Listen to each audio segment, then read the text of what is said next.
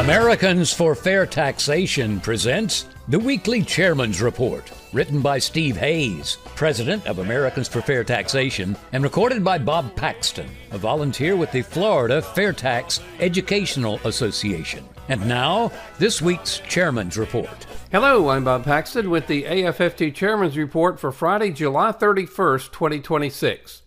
If your state kills the income tax, it needs the fair tax prebate.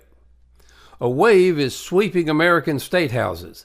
Mississippi and Oklahoma are actively phasing out their state income taxes entirely, and at least 6 states, Arizona, Georgia, Idaho, Iowa, Louisiana, and Mississippi, have already converted to flat taxes, widely seen as a transitional step towards full elimination. The political appeal is real. Keep more of what you earn, attract businesses, and compete with states like Florida, Tennessee, and Texas that don't have a state income tax. But there's a serious problem hiding inside this populist promise, and a proven solution that most state legislators haven't considered: the regressive trap. When a state eliminates its income tax without replacing it thoughtfully, it almost always leans harder on sales taxes to fill the gap. Louisiana did exactly this in 2025, cutting its income tax to a flat 3% while simultaneously raising its state sales tax to 5%. The math works for the state budget, but not so much for working families. The reason is straightforward. A family earning $40,000 spends nearly all of it on goods and services, so a large fraction of their income flows through a sales tax. A family earning $400,000 saves and invests much of it, effectively sheltering that money from a consumption tax. The result is that lower income households pay a far higher effective tax rate than wealthier ones, even when everyone pays the same rate at the register. Now, Alabama is another example. In an effort to reduce income taxes on wage earners, overtime is exempt there up to a maximum annual amount of $1,000 per taxpayer for tax years 2026 through 2028. A temporary sales tax elimination on groceries is in effect from May 1st through June 30th, 2026, and the legislature will also expand filing and withholding thresholds for non-resident employees. These changes reportedly reflect Alabama's efforts to provide financial relief and modernize its tax system, benefiting both residents and the economy. Now, every year, the Alabama legislature searches for these types of changes to offer relief from income taxes. At Alabama Fair Tax, this activity is called tinkering here and tinkering there, which means the legislature will always have a reason to make the tax system more equitable for taxpayers. The Alabama Fair Tax has a proposal to replace the income and state sales tax system with a single-rate consumption tax modeled after the fair tax. Like the fair tax, retailers accumulate the tax only on new goods and services purchased for personal use. It also employs a prebate. The passage of this bill with no income tax and a prebate opens the doors to family solvency and economic and job growth never seen in the state. For instance, a couple with 2 children will be eligible for a monthly check of $235 to cover the taxes they'll pay at the register when they buy their basic necessities. Now, under the plan, spending up to the poverty level for each household size is not taxable. For a couple with 2 children, the Department of Health and Human Services has determined that their poverty level is $43,280 per year.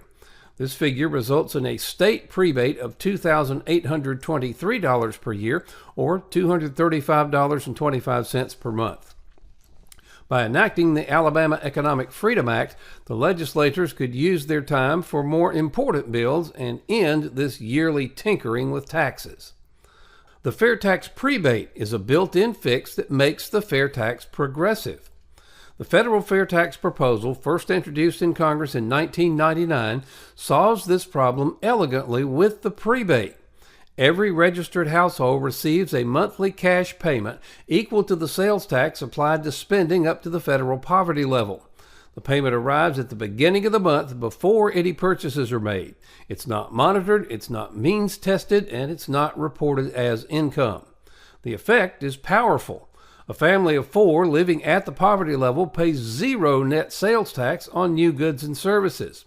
A family spending at twice the poverty level on new goods and services will have half of their tax bill covered by the prebate, resulting in them paying an effective rate of roughly half the stated sales tax rate.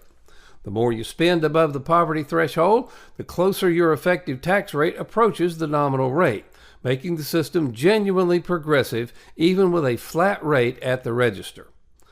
Now here's what states should do.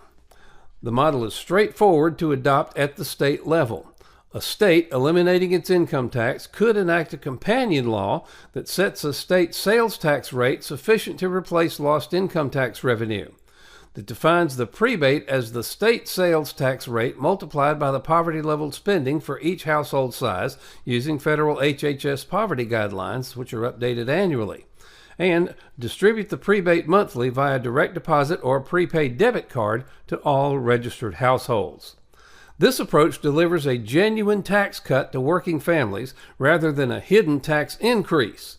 It broadens the tax base. Tourists, undocumented workers, and the underground economy all pay when they buy things, while ensuring that no legal resident household pays net sales tax on basic necessities like food, clothing, and medicine. In conclusion, eliminating a state income tax is a legitimate policy goal, but doing it without a prebate simply shifts the burden from earners to consumers, and lower-income households are overwhelmingly consumers.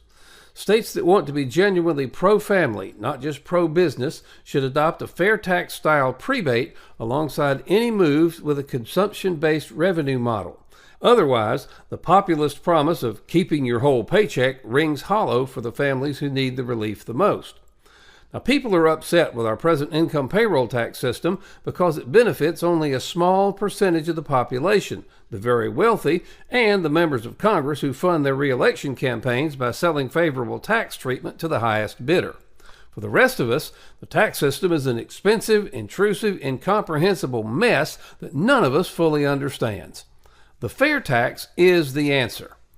The fair tax, H.R. 25, is more than just a proposal for a retail sales tax. It's a fundamental restructuring of the federal fiscal structure. Unlike other excise taxes, which are normally applied to specific products and in different percentage amounts, the fair tax applies a 23% inclusive rate to all new retail products and retail services. The fair tax is a national retail sales tax on new retail goods and retail services. It provides a family credit so that all purchases up to the poverty level for each family are not taxed. There's no withholding from your paycheck, and you never have to file a tax return again telling the government how much you earned and how much you spent. Plus, you'll never be harassed by the IRS ever again because the fair tax abolishes the IRS. Now, many of you have labored tirelessly for freedom from the federal income tax and the IRS. You deserve a great deal of credit for your efforts to educate the American people on the need to fund the American government in a way that's good for America and returns freedom to the American people. It's imperative, though, that we don't replace the current income tax and the IRS with an alternative system that could still be manipulated by the ruling elite. We must let Congress and the President know that the best way to replace the income tax and the IRS is with the fair tax. Now, make no mistake about it. The fair tax is a grave threat to the ruling elites. It will strip them of their power and their ability to control us through the tax system. Their opposition to the fair tax will be fierce and unrelenting. And don't think for an instant they won't use half-truths, deception, and downright lies in their desperate attempts to hang on to their power. However, with the support of this president, we can finally eliminate the income tax and the IRS. Of course, the best course of action is not only to repeal the income tax and abolish the IRS, but to repeal the 16th Amendment as well, so no future administration can ever shackle the American people with an income tax again. We must come together and ensure that real tax reform, the fair tax, is not subverted by the elites in D.C. This will take the diligent effort from all of us. We need your financial assistance, and we need your grassroots assistance. Now, if you have contacts that will allow us to get more information about the fair tax to President Trump, please let us know. Please email us at info@fairtax.org, and we'll give you some options on how you can best help us. At a minimum, please call your congressional representatives and ask if he or she supports the fair tax. If so, thank him or her for their support and suggest they become a co-sponsor of H.R. 25 if they're not one already. If not, ask why not. Now, if your representative claims to be unfamiliar with the fair tax, offer to have someone come to their office and explain it to them. The solution? Pass the fair tax. Now, why would D.C. pass the fair tax and give up an almost unlimited source of donations? Well, they won't, at least not voluntarily. The only way they will is if the rest of us demand it. Isn't it time to end this ludicrous tax collection system and the IRS along with it? Help us bring about real tax reform and stop future IRS abuses. By contributing or investing $10.40 a month, you help provide a financial base to Americans for fair taxation. Now, if you can make larger contributions/investments, these will be used not for salaries, as we're all volunteers, but for the needed updates to our economic studies, which will be vital for all future years. Please go to fairtax.org to invest in AFFT and help us pass the fair tax. It's an investment in your and your family's future. This has been the Weekly Chairman's Report, written by Steve Hayes, President of Americans for Fair Taxation.